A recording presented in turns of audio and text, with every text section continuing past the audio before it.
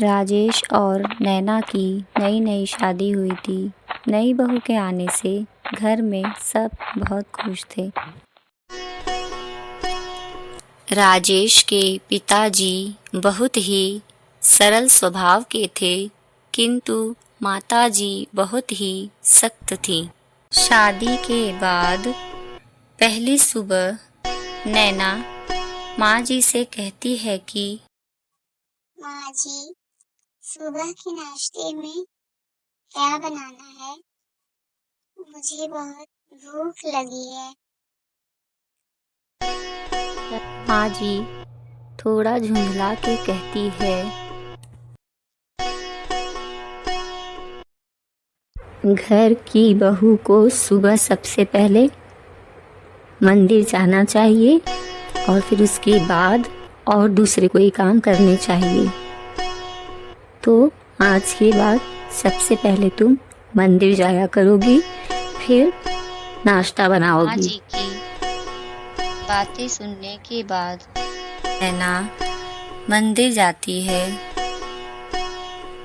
पूजा के बाद नैना अब अपने कामों में लग जाती है और किचन की तरफ बढ़ती है। नैना बड़े ही प्यार से सब मनपसंद का खाना बनाती है और फिर वह सबको खाने के लिए बुलाने जाती है।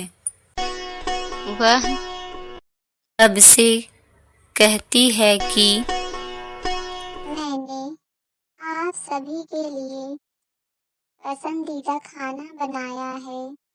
चलकर आप सभी खा लीजिए और अगर कुछ कम लगे तो वो भी बताइएगा।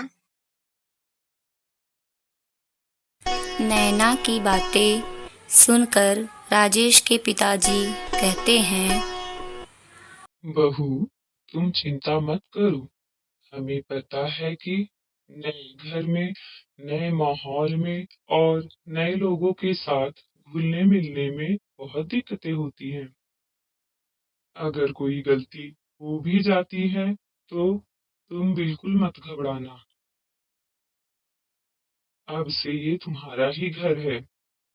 तुम जानती हो, राजेश की माँ नई नई जब इस घर में आई थी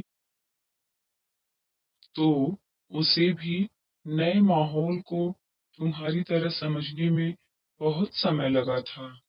तो तुम पूरी चिंता छोड़ दो। यह सुनते ही नैना चैन की सांस लेती है।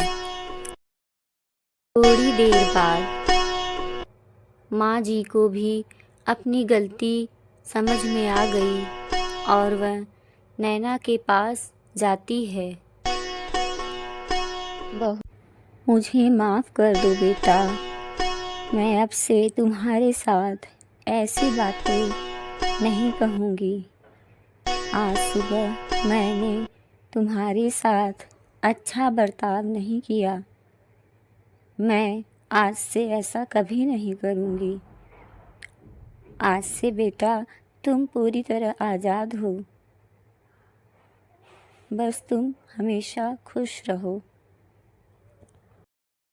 माँ जी की बातें सुनते ही नैना खुश हो गई।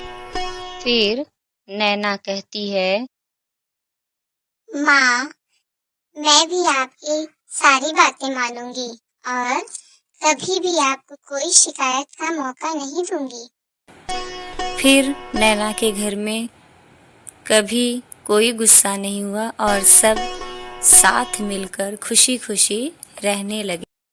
दोस्तों, इस कहानी से हमें यही सीख मिलती है कि हमारे रिश्ते में प्यार, विश्वास और त्याग, यदि ये तीनों चीज़ होती हैं तो हमारा हर रिश्ता खुशहाल होता है।